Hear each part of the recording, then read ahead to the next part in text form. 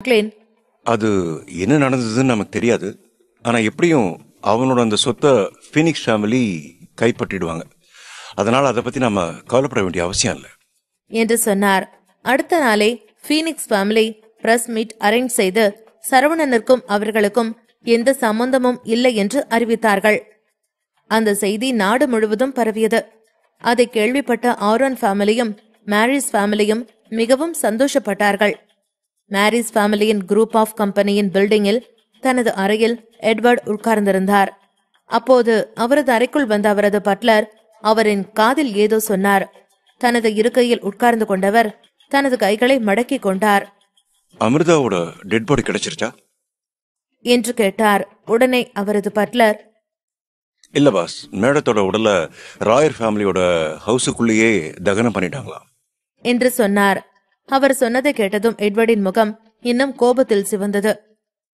தனது கைகளை முறுக்கிக் கொண்டு அதே கோபத்துடன் சொன்னார், அந்த ரத்னத்துக்கு பின்னாடி இருந்தது யாரு என்று கேட்டார். உடனே அவரது பட்லர், பாஸ், அவனை பத்தி நான் விசாரிச்சிட்டேன். அவன் பேரு சரவணன். அவன் வேலன் ஃபேமிலியை சேர்ந்தவனா. அது மட்டும் இல்ல, வில்லியம்ஸ் ஃபேமிலியை சேர்ந்த ஹரிஹரனோட பேரனா. அவன் பாக்குறதுக்கு சாதாரண ஆள் மாதிரி தான் இருப்பான். ஆனா ரொம்ப திறமையானவன். அவன்கிட்ட ஒரு கொடூரமான குணமும் இருக்கு. அவனுக்கு சம்பந்தப்பட்டவங்க யாராவது பாதிக்கப்பட்டாங்கன்னா அப்போ அவன் அதுக்கு காரணமானவங்கள இருந்த இடம் தெரியாம அழிச்சிடுவானான். அவன் கூட 4-5 பேர் இருக்காங்க. அவங்க எல்லாருமே அவனோட உயிர் கவசம் மாதிரி அவனை காத்துக்கிட்டே இருக்காங்க என்று சொன்னார். எட்வர்ட் உடனே, என்ன, வில்லியம்ஸ் ஃபேமிலியா? யார் வேணாலும் இருந்துட்டு போறாங்க. அவங்களுக்கு எவ்வளவு தைரியம் இருந்தா என்னோட வழியில வருவாங்க. நிச்சயம் அவங்கள நான் சும்மா விட மாட்டேன். உடனே நம்ம ஆளுங்களை ரெடி பண்ண சொல்லு. நாம எல்லாரும் இப்பவே சிட்டாடல் சிட்டிக்கு கிளம்பணும். அந்த ரத்னத்தை ஏன் கையால நானே கொல்லணும் என்று சொன்னார். உடனே பட்லர், ஓகே பாஸ், நான் இப்பவே நம்ம ஆளுங்களை எல்லாம் தயாரா இருக்க சொல்றேன். கண்டிப்பா நம்ம அமிர்தா மேடத்தை இப்படி ஒரு நிலைமைக்கு ஆளாக்குனதுக்கு அவங்கள நாம பழி வாங்கியே தீரணும் என்று சொன்னார்.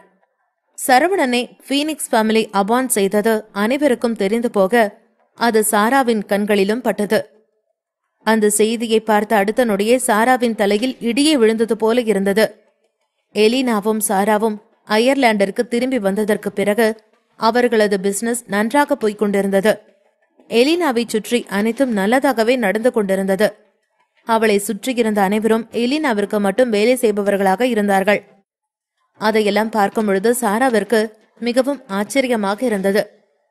செபாஸ்டின் ஃபேமிலி தங்களை ஒதுக்கிய பிறகும் எப்படி வாழ்க்கை இவ்வளவு ஸ்மூத்தாக நடக்கிறது என்று அவருக்குள் சந்தேகம் பெரிதாக இருந்து கொண்டு இருந்தது. ஆனால் எப்பொழுது இதற்கு பின்னால் சரவணன் இருக்கிறான் என்று தெரிந்ததோ அவர் அதிர்ச்சி அடைந்தார். அதைவிட பேரின்ப அதிர்ச்சியாய் சரவணன் ஃபீனிக்ஸ் ஃபேமிலியின் வாரிசு என்று தெரிந்ததும் வானில் ரெக்கை கட்டி பறந்தார். அதுவரை சரவணன் சாதாரண ஒருவன் என்றும் அவனிடம் தனது மகளுக்கு தேவையான மேக்கப் கிட் வாங்கி கொடுக்கும் அளவிற்கு கூட வசதி இல்லாதவன் என்றும் நினைத்திருந்த சாராவிற்கு இப்பொழுதுதான் சரவணன் ஃபீனிக்ஸ் ஃபேமிலியைச் சேர்ந்தவன் என்று தெரிந்தது. இத்தனை நாள் எலினாவுடன் சரவணன் இருக்கக்கூடாது என்று நினைத்ததற்கு காரணம் அவன் வசதி இல்லாதவன் என்றும் அவனிடம் தனது மகளுக்கு தேவையான வாழ்வை கொடுக்க முடியாது என்றும் நினைத்துதான். எப்போது ஃபீனிக்ஸ் ஃபேமிலியை சேர்ந்தவன்தான் சரவணன் என்று தெரிந்ததோ அந்த நொடியே சாரா மனதிற்குள் குத்தாட்டம் போட்டார். இப்பவே சரவணனை பார்த்து நடந்ததற்கெல்லாம் மன்னிப்பு கேட்க வேண்டும் என்று நினைத்தார். அதனால் சரவணனுக்கு பலமுறை போன் செய்தும் அவன் எடுக்காமல் போக இதற்கு மேலும் வெயிட் பண்ணக்கூடாது என்று நினைத்தவர் சிட்டாடலுக்கு போவதற்கு பிளைட் டிக்கெட் புக் செய்தார். அவர் கிளம்புவதற்கு 20 நிமிடத்திற்கு முன்புதான் அவருக்கு இந்த செய்தி கண்ணில் பட்டது. அதை பார்த்த சாரா அதிர்ந்து போனார். பின்பு, எலினா, எலினா என்று அதே அதிர்ச்சியுடன் எலினாவை தேடிக்கொண்டு ஓடினார். எலினா ஏதோ மேகசின் ரிலேட்டடாக வேலை பார்த்து கொண்டிருந்தாள். அப்பொழுது சாரா அவள் அருகில் வேகமாக கத்திக்கொண்டு ஓடி வருவதை பார்த்தாள். என்ன மம்மி, என்னாச்சு? ஏன் காலையில இப்படி கத்திட்டு வரீங்க? மம்மி, நாம் இப்போ முன்ன மாதிரி இல்ல. செபாஸ்டின் ஃபேமிலி நம்மளை வேணாம்னு இக்னோர் பண்ணிடுச்சு. இப்போதைக்கு நம்ம நார்மலான மக்கள் மாதிரி தான். நம்ம கிட்ட நிறைய பணம் இருந்தாலும் நாம அந்த ஃபேமிலிக்கு ஈக்குவல் கிடையாது. இங்க இருக்கிற பொதுமக்கள் எப்படியும் அப்படிதான் நம்மளும். அது உங்களுக்கு ஞாபகம் இருக்கா இல்லையா என்று கேட்டாள். ஏன் கத்திட்டு வரேனா? உனக்கு என்ன தெரியும்? என்ன குறை சொல்லதான் தெரியும். இப்ப அந்த ஃபேமிலி நம்மளை இக்னோர் பண்ணினதுதான் பெரிய விஷயமா? அதை விட பெருசா ஒண்ணு நடந்திருக்கு. ஆனா அது தெரியாம நீ பாட்டுக்கு இங்க கூலா உட்காந்துட்டு இருக்க. அங்க அந்த சரவணன் என்ன பண்ணி வச்சிருக்கான்னு பாத்தியா என்று சொல்லிவிட்டு தனது கையில் இருந்த செல்போனை எடுத்து எலினாவிடம் காட்டினார். அதை பார்த்த எலினாவிற்கு முதலில் அதிர்ச்சியாக இருந்தது. ஆனால் அதை பார்த்ததும் எதுவும் சொல்லாமல் அமைதியாக இருந்தாள். பின்பு இப்ப அதுக்கு என்ன மம்மி என்று கேட்டாள். எலினா, நீ தெரிஞ்சுதான் அப்படி கேக்குறியா? அந்த சரவணன் பண்ணின பைத்தியக்காரத்தனத்தால பீனிக்ஸ் ஃபேமிலி அவனை வேண்டான்னு சொல்லிடுச்சு. இனிமே அந்த ஃபேமிலிக்கு அவனுக்கும் எந்த சம்பந்தமும் இல்லைன்னு சொல்லிடுச்சு. அது மட்டும் இல்ல, அந்த ஃபேமிலியில இருக்கிற சல்லி பைசா கூட சரவணனுக்கு இல்லையா. இப்ப சரவண வெறும் காசு பணம் இல்லாதவன் மட்டும் இல்ல, பீனிக்ஸ் ஃபேமிலியோட எதிரியும் கூட. அவன் கூட இருந்து நீ என்ன பண்ண போற? அவனால அவனையவே பாத்துக்க முடியாது. இந்த லட்சணத்துல உன்னை அவன் கல்யாணம் பண்ணிக்கிட்டானா உன்னை எப்படி அவன் பாத்துப்பான்? இது போதாதுன்னு அந்த தாரிகா பொண்ணு வேற அவன் கூட தான் இருக்குது. அவளையும் அவன் விட மாட்டான் போல. எலினா, உன்னோட நல்லதுக்கு தான் சொல்றேன், இப்பவாவது அவனை விட்டு தொலை என்று சொன்னார். உடனே எலினா சிரித்து கொண்டு, மம்மி, நான் சரவணனை விரும்ப ஆரம்பிச்சப்போ அவன் பணக்காரன் எனக்கு தெரியாது. நான் விரும்புறது அவனோட பணத்தையோ இல்ல அவனோட ஃபேமிலி பேக்ரவுண்டையோ இல்ல. நான் விரும்புறது சரவணனோட உண்மையான அன்புதான். அந்த அன்பு எனக்கு கிடைச்சா அதுவே போதும். அதுவே எனக்கு கிடைக்குமா என்னன்னு தெரியல. நான் அந்த கவலையில இருந்தா நீங்க இப்பதான் அவனோட பணம் போயிடுச்சு, பதவி போயிடுச்சுன்னு வந்து சொல்லிட்டு இருக்கீங்க. இரிட்டேட் பண்ணாம பேசாம இங்கிருந்து போங்க மம்மி என்று சொன்னாள். உடனே சாரா, என்ன இரிட்டேட் பண்றனா? நான் உன்னை இரிட்டேட் பண்றனா? எலினா, மம்மி கவலைப்படுறதெல்லாம் உன்னோட ஃபியூச்சரை பத்தி தான். அது உனக்கு புரியுதா இல்லையா என்று கத்தினார்.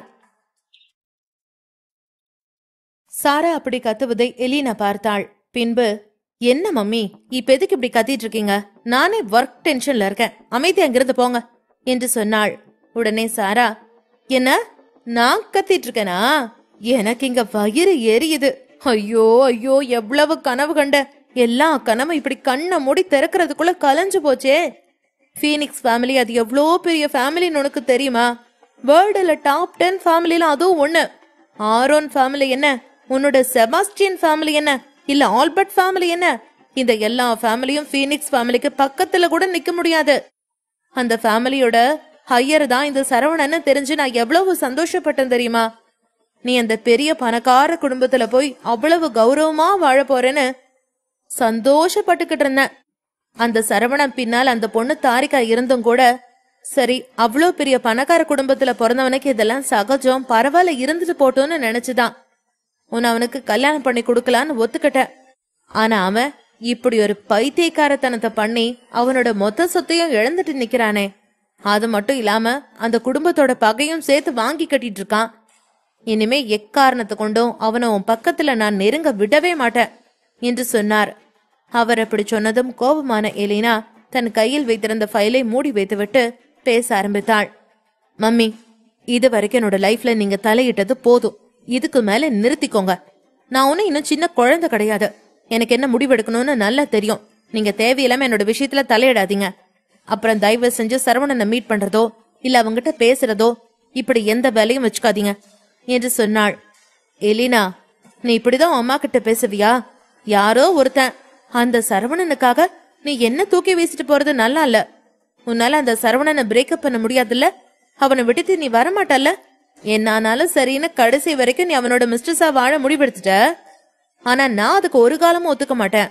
உன்னால சொல்ல முடியாட்டே என்ன, நானே அவனுக்கு சொல்லி புரிய வைக்கிறேன் என்று சொல்லிவிட்டு மறுபடியும் தனது செல்போனை எடுத்து சரவணனிற்கு போன் செய்தார். அபிநயாவும் தாரிகாவும் ஷாப்பிங் மாலில் ஷாப்பிங் செய்து கொண்டிருக்க, சரவணன் ஷாப்பிங் மாலை விட்டு வெளியே வந்து ரத்தினத்திடம் பேசுவதற்காக தனது செல்போனை எடுத்து பார்த்தான். அப்பொழுதுதான் சாராவிடமிருந்து நிறைய கால் வந்து கிடந்தது. சாராவின் எண்ணை பார்த்ததும் தனது உதட்டோரும் ஒரு சிரிப்பை உதிர்த்தான். பின்பு, இந்த சூனியக்கார கிழவி எதுக்கு இப்ப நமக்கு போன் பண்ணுதுன்னு தெரியலையே என்று சொல்லிக்கொண்டே போனை அட்டெண்ட் செய்தான். பின்பு, ஹலோ, என்னாச்சு? இப்ப உங்களுக்கு என்ன வேணும் என்று கேட்டான். சரவணனின் குரல் கேட்டதும் சாராவிற்கு அவன் அவரை அப்பப்போ வெச்சு செய்யும் நிகழ்வு அனைத்தும் கண்முன் வந்தது. பின்பு தனது கண்களை மூடி திறந்து பேசினார். இப்ப நான் உனக்கு எதுக்கு போன் பண்ணியிருக்கேன்னு தெரியலையா, இல்ல தெரியாத மாதிரி நடிக்கிறியா என்று கேட்டார். உடனே சரவணன் சிரித்து கொண்டு, ஆரம்பிச்சிட்டீங்களா?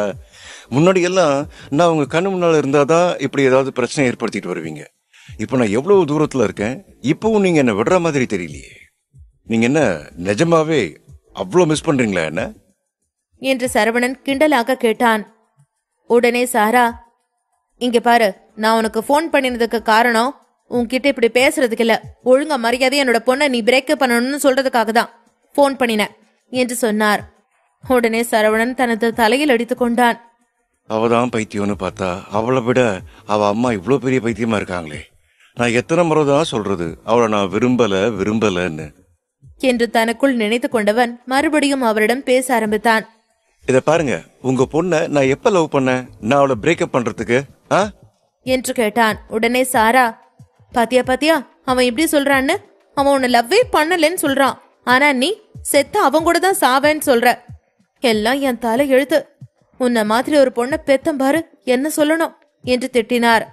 பின்பு தனது செல்போனில், இங்க பாரு, நீ வேணும்னா என் பொண்ணை விரும்பாம இருக்கலாம், ஆனா என் பொண்ணு வாழ்ந்தா உங்கூட தான் வாழ்வேன்னு சொல்லிட்டு இருக்கா. ஆனா ஒரு நாளும் அதுக்கு நான் ஒத்துக்க மாட்டேன். உன்னோட கையால் ஆகாத தனத்தினாலையும் முட்டாள் தனத்தினாலையும் தான் பீனிக்ஸ் ஃபேமிலி நீ அவங்களோட வாரிசே இல்லைன்னு அறிவிச்சிட்டாங்க. இதை விட அசிங்கம் வேற என்ன இருக்குது? உன்ன மாதிரி ஒருத்தனுக்கு என் பொண்ணை எப்படி நான் கல்யாணம் பண்ணி கொடுப்பேன் நீ நினைக்கிற என்று கேட்டார்.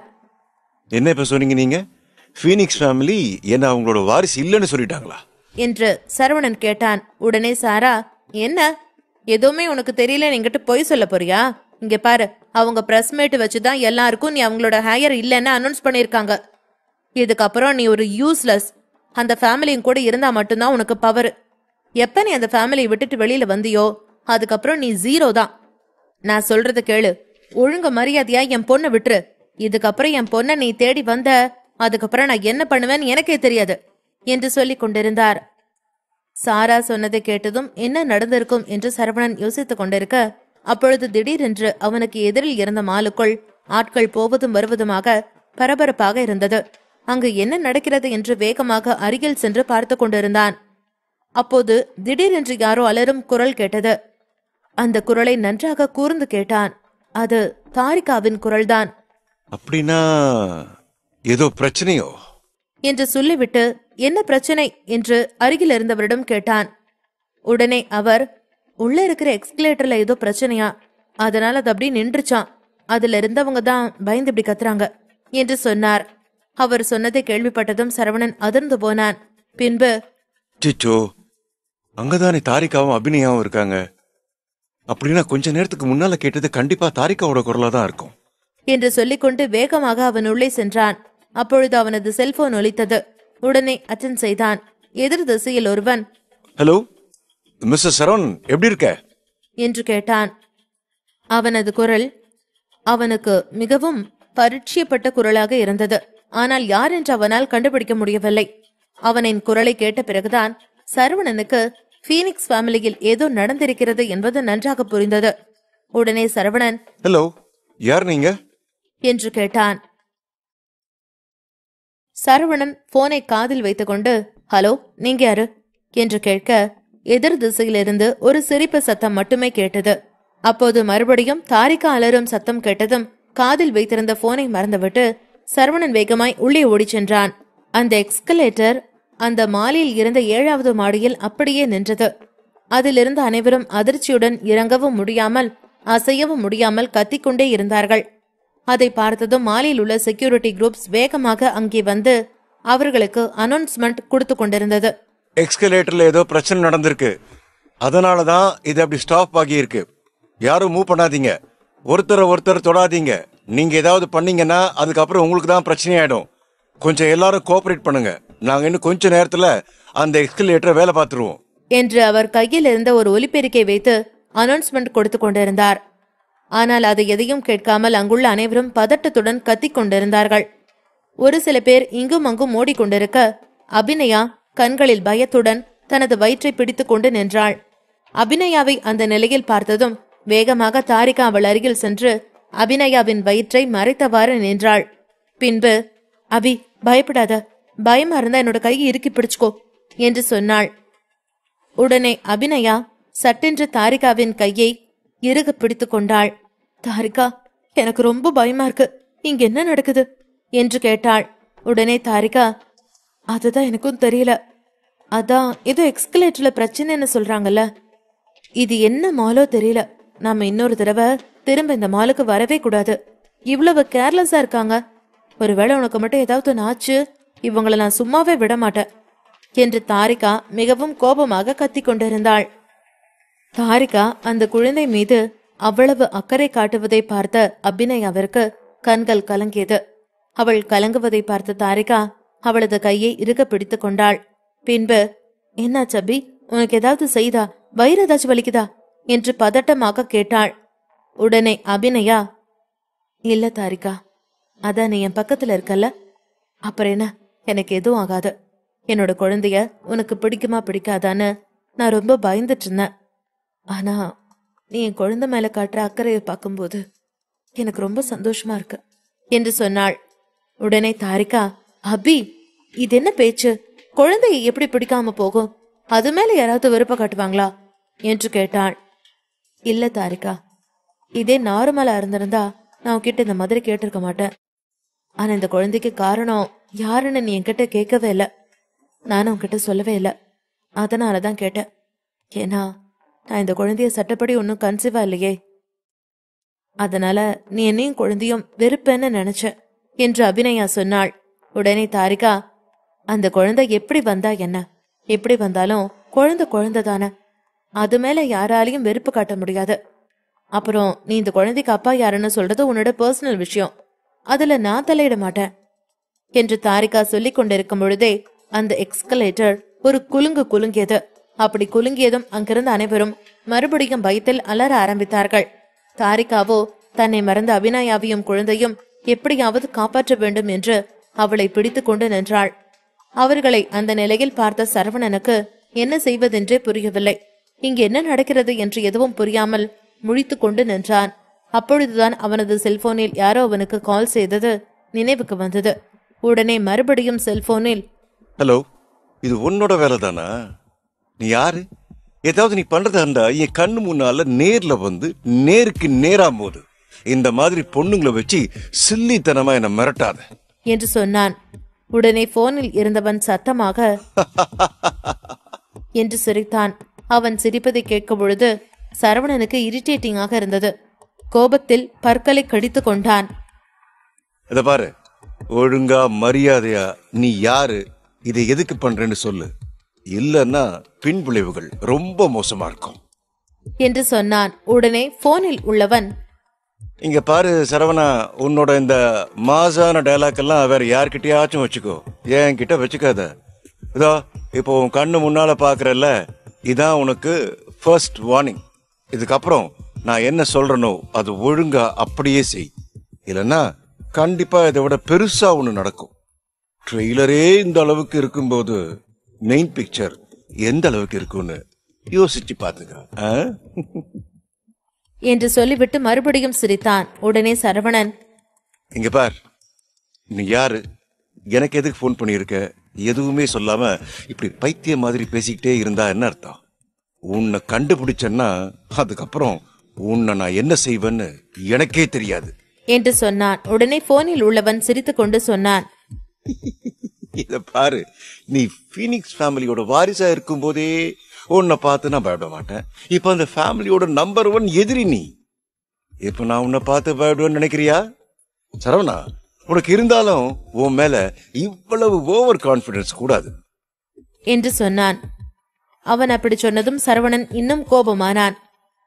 இத பார், நான் கொலை வெளியில இருக்கேன். ஒழுங்க மரியாதையா நீ எதுக்கு எனக்கு போன் பண்ணன்னு சொல்லு.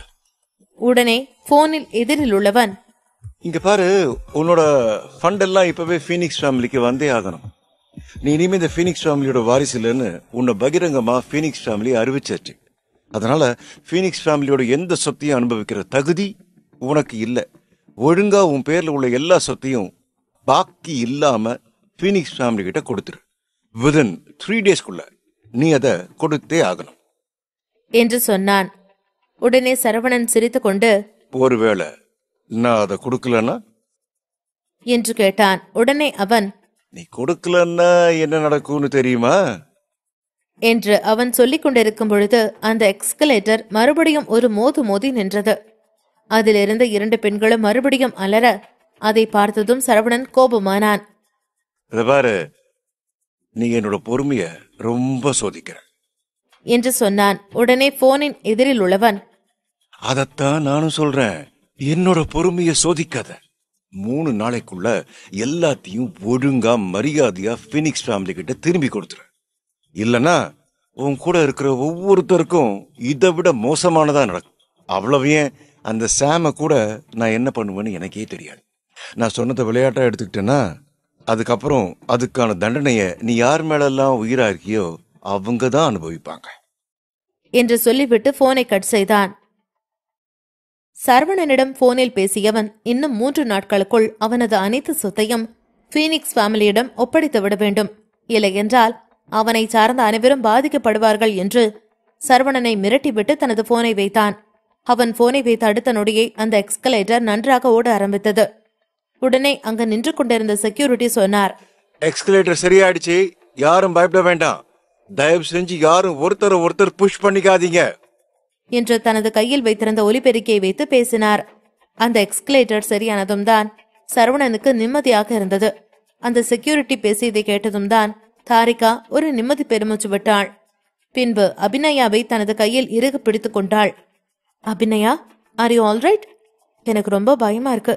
முதல்ல நம்ம ஹாஸ்பிட்டலுக்கு போய் செக் பண்ணி பாத்திரலாமா என்று கேட்டாள். உடனே அபிநயா, இல்ல தாரிகா, நான் நல்லா தான் இருக்கேன். நம்ம ஹாஸ்பிட்டலுக்கெல்லாம் போவேணாம், ஷாப்பிங்க கண்டினியூ பண்ணலாம் என்று சொன்னாள். இல்ல, இப்பவே ஹாஸ்பிட்டலுக்கு போய் உன்னை செக் பண்ணணும்னு தான் தோணுது. கொஞ்ச நேரத்துக்கு முன்னாடி அந்த எக்ஸ்கலேட்டர் ஷேக் ஆனதோ நான் எப்படி பயந்தேன் தெரியுமா என்று தாரிகா பேசிக் கொண்டிருந்தாள். அப்பொழுது, hello my beautiful girl friend என்று அவளது காதில் சரவணனின் குரல் கேட்டது. அவ்வளவு நேரம் அங்கில்லாத சரவணன் திடீரென்று அவள் முன்பு வந்ததும் தாரிகா கோபமாக அவனை பார்த்து முறைத்தாள். உன்னை நம்பி வந்ததுக்கு இதுதான் நீ எங்களை பாதுகாப்பா பாத்துக்கிற லட்சணமா? இவ்வளவு நேரம் எங்களை விட்டுட்டு எங்க போன? அபிநயாவுக்கும் குழந்தைக்கு மட்டும் ஏதாவது ஆச்சு, அதுக்கப்புறம் உன்னை நான் என்ன பண்ணுவேன்னு எனக்கே தெரியாது என்று தாரிகா கோபமாக பேசினாள். உடனே சரவணன் சிரித்து கொண்டே, தாரிகா, அதான் எதுவும் ஆகல. இந்த சரவணன் இருக்கும்போது உங்களுக்கு ஏதாவது ஆக விட்டுருவனா? நான் இங்கதான் இருந்தேன், உங்க 2 பேரையும் வாட்ச் பண்ணிக்கிட்டே தான் இருந்தேன். சரி வாங்க, நெக்ஸ்ட் ஷாப்பிங் பண்ண போலாம் என்று சரவணன் தாரிகாவின் கையை பிடித்துக்கொண்டு கூப்பிட்டான். என்ன ஷாப்பிங்கா? அதெல்லாம் முடியாது. முதல்ல பக்கத்துல இருக்கிற ஏதாவது ஒரு ஹாஸ்பிட்டலுக்கு அபிநயாவை கூட்டிட்டு போனோம். அங்க கூட்டிட்டு போய் அவளை செக் பண்ணி பார்த்தாதான் எனக்கு மனசுக்கு நிம்மதியா இருக்கும் என்று தாரிகா சொன்னாள். உடனே அபிநயா, தாரிகா, நான் தான் சொல்றேன்ல, அதெல்லாம் எதுவும் ஆகல, நான் நல்லா தான் இருக்கேன். நம்ம ஷாப்பிங் பண்ணலாம், இல்லைன்னா வீட்டுக்கு போலாம் என்று சொன்னாள். அதெல்லாம் முடியாது. குழந்தையோட விஷயத்துல நம்ம எந்த ஒரு ரிஸ்க்கும் எடுக்க கூடாது. இப்ப ஹாஸ்பிட்டலுக்கு போய் செக் பண்ணி பாக்குறதுனால என்ன ஆயிட போகுது என்று அவள் சொன்னாள். மறுபடியும் அபிநயா, இல்ல வேண்டாம் என்று தடுத்தாள். அவர்கள் இருவரும் பேசிக் கொண்டிருப்பதை சரவணன் பார்த்தான். பின்பு, அப்பா, இந்த கேர்ள்ஸுக்கு நடுவுல நாம் மாட்டிட்டு படுற பாடு இருக்கே, என்னால முடியலடா சாமி என்று சொன்னான். அவனது ரியாக்ஷனை பார்த்த தாரிகா அவனை பார்த்து முறைத்து கொண்டு சொன்னாள். இப்ப நீ என்ன சொன்ன என்று கேட்டாள். உடனே சரவணன், நானும் எதுவும் சொல்லல, நீ சொல்றத கேளுன்னு அபிநயா கிட்ட சொல்ல வந்த. சரி வாங்க, பக்கத்துல ஒரு ஹாஸ்பிட்டல் இருக்கு, அங்க போலாம் என்று சொல்லி சரவணன் அவர்களை கூட்டிக் கொண்டு அந்த ஹாஸ்பிட்டலுக்கு சென்றான். சற்று நேரத்தில் அபிநயாவின் குழந்தைக்கு ஸ்கேன் போட்டு பார்க்க குழந்தை ஆரோக்கியமாக இருப்பதாக டாக்டர் சொன்னார். டாக்டர் அப்படி சொன்ன பிறகுதான் தாரிகாவிற்கு நிம்மதியே வந்தது. தாரிகாவின் முகத்தில் மகிழ்ச்சியை பார்த்த அபிநயா அவளது கையை பிடித்து கொண்டாள். பின்பு, நான் தான் சொன்னல எனக்கு எதுவும் ஆகலன்னு, நீதான் ரொம்ப பயந்துட்ட என்று சொன்னாள். நான் நிஜமாவே கொஞ்ச நேரத்துக்கு முன்னாடி ரொம்ப பயந்து போயிட்டேன் தெரியுமா என்று அவளின் கைகளை பிடித்து கொண்டு சொன்னாள். அவர்கள் இருவரும் எமோஷனலாக பேசிக் கொண்டிருப்பதை சரவணன் பார்த்தான். சரி சரி போதும், அதான் குழந்தை நல்லா இருக்குன்னு சொல்லிட்டாங்கல்ல, நாம கிளம்பலாமா என்று சரவணன் கேட்டான். ஓகே என்று 2 பெண்களும் தலையை சேர்த்து அசைத்துவிட்டு இருவரும் ஹாஸ்பிட்டலில் இருந்து வெளியே வர சரவணன் அவர்களை பார்த்தான்.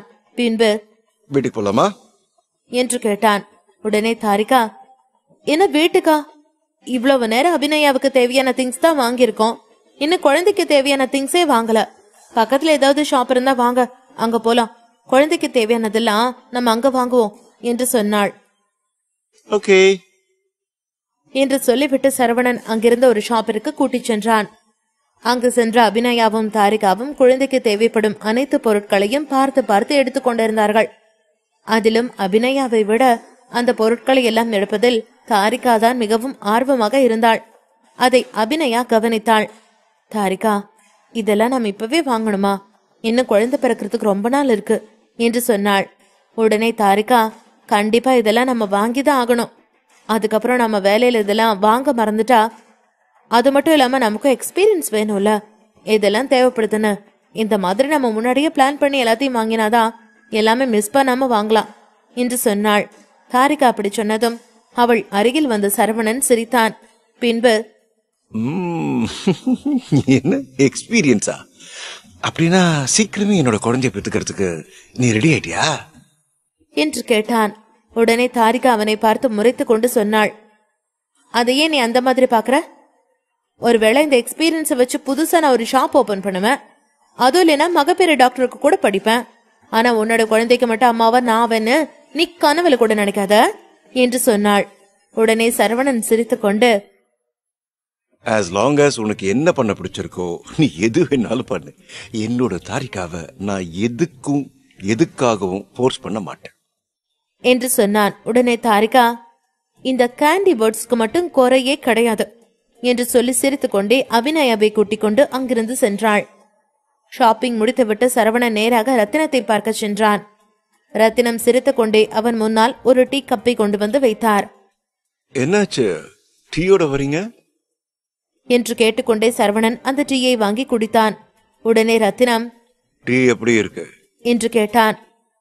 இப்போ இது ரொம்ப முக்கியம் பாருங்க என்று சரவணன் சொன்னான். உடனே ரத்தினம் சிரித்துக் கொண்டு, இது சிராக்ஸ் சொசைட்டி தான் எனக்கு கொடுத்துச்சின்னு சொன்னா நீ நம்புவியா என்று கேட்டார். உடனே சரவணன் கேள்வியாக அவரை பார்த்தான். பின்பு, என்ன சிராக்ஸ் சொசைட்டியா என்று கேட்டான்.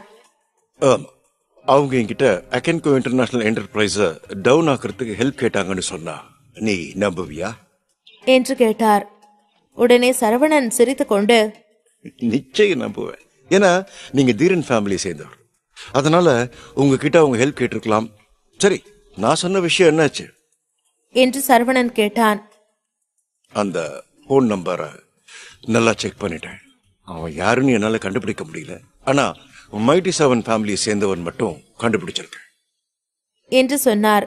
உடனே சரவணன், என்ன மைட்டி 7 ஃபேமிலியா என்று ஆச்சரியமாக கேட்டான். மைட்டி 7ஆ? அது என்ன பேர் ரத்னம் சார்? இந்த மைட்டி 7 அப்படிங்கிறது எமர்சன் குடும்பத்தை விடவும் உயர்ந்ததா? அதை பத்தி எனக்கு எதுவும் தெரியாது. எனக்கு எப்படி இந்த விஷயம் இவ்வளவு நாளா தெரியாம இருந்துச்சு? நான் கேள்விப்பட்டதே இல்லையே என்று சரவணன் குழம்பியபடி ரத்தினத்திடம் கேட்டான். வேற எல்லா குடும்பங்களையும் விடவும் இந்த ஃபீனிக்ஸ் ஃபேமிலியோட இந்த மைட்டி 7 டீம்ல ஒவ்வொருத்தவங்களும் ஒவ்வொரு விதமான விஷயத்துக்கு பொறுப்பானவங்க. ஒவ்வொரு விதமான பிசினஸ் டீல் பண்ணிட்டு இருந்தாங்க. குறிப்பா சொல்லணும் அப்படின்னா மைட்டி 7ன்றது ஃபீனிக்ஸ் குடும்பத்து வாரிசுகளோட தரவரிசை தான்.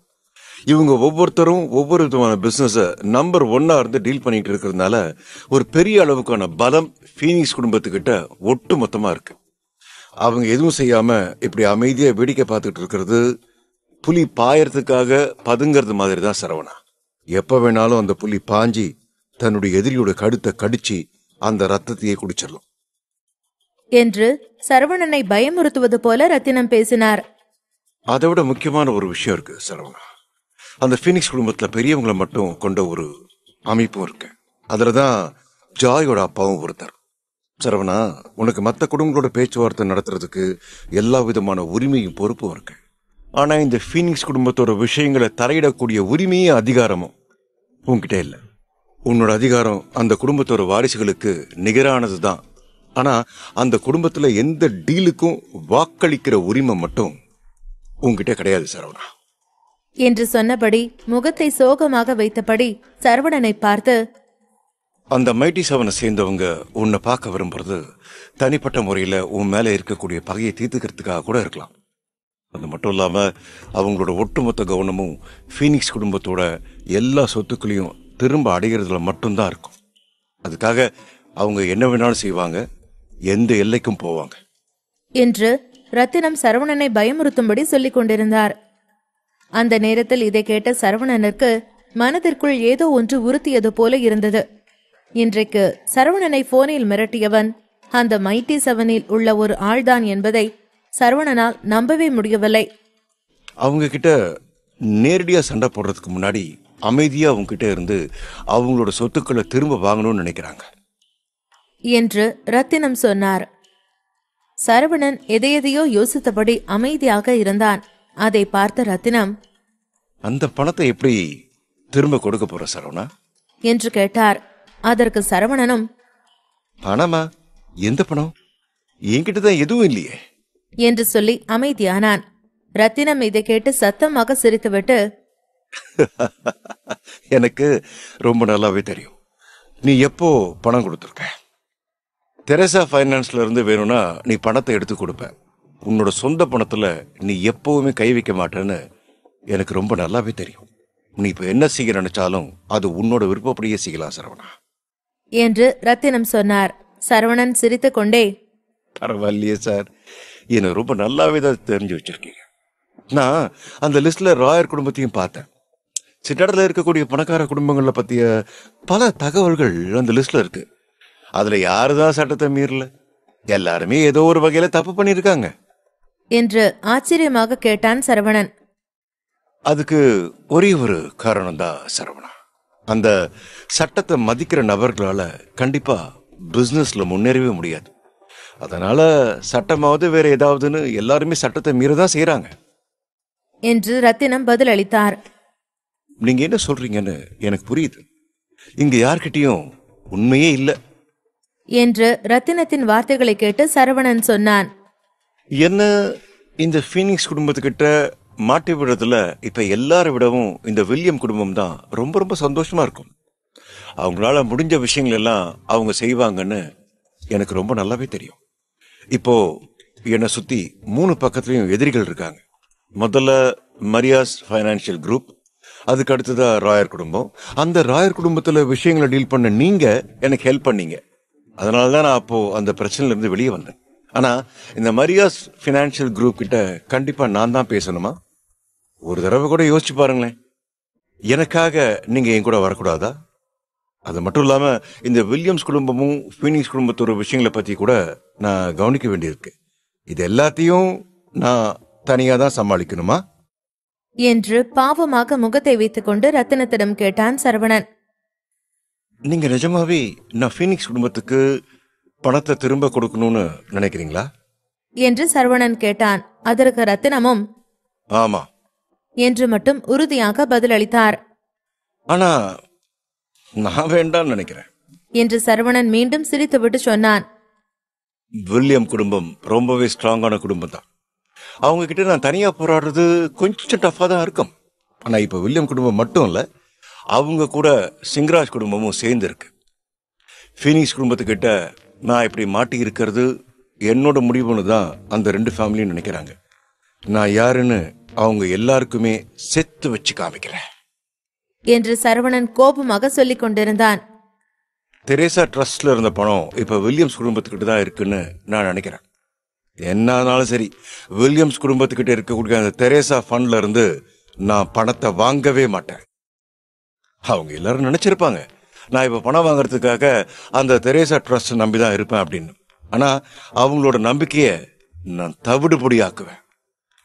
எந்த காரணத்தை கொண்டும் சிவசக்தி வேலோட பையன் சரவணன் அவனோட எதிரிகள் கிட்ட அடி பண்ணிய மாட்டான் என்று சொல்லிக் கொண்டிருந்தான் சரவணன். நீ என்ன சொல்ற சரவணா? புரிஞ்சுதான் பேசிட்டு இருக்கியா? அப்படின்னா நீ எப்படி அந்த ஃபீனிக்ஸ் குடும்பத்துக்கு பணத்தை திரும்பி கொடுப்ப என்று கேட்டபடி ரத்தினம் அதிர்ச்சியானார். சரவணன் தன்னுடைய மாணவனாக இருந்து ஏற்கனவே அவனுடைய பாடத்தை ரொம்பவே நன்றாக கற்றிருக்கிறான் என்று ரத்தினத்திற்கு தெரியும். ஆனால் அவன் தன்னை விட சில சமயங்களில் எக்ஸ்பர்ட் என்று ரத்தினத்திற்கு உணர்த்தி கொண்டிருக்கிறான் என்று ரத்தினம் சில சமயங்களில் சரவணனை ஆச்சரியமாகத்தான் பார்ப்பார். சரவணன் எடுக்கக்கூடிய முடிவுகள் அனைத்தும் சில நேரங்களில் மிக மிக பயங்கரமானதாக இருக்கும். சரவணன் எடுக்கும் பாதை அவனுடைய அப்பா சிவசக்திவேலின் பாதையை விட வேறுபட்டதாகத்தான் இருக்கும் என்று இப்பொழுது ரத்தினம் சரவணனை பெருமையாகத்தான் பார்த்து கொண்டிருந்தார். அவருக்கு அவருடைய மாணவன் இவ்வளவு அறிவுபூர்வமாக யோசிப்பதை நினைத்து இன்னும் சந்தோஷமாகத்தான் இருந்தது.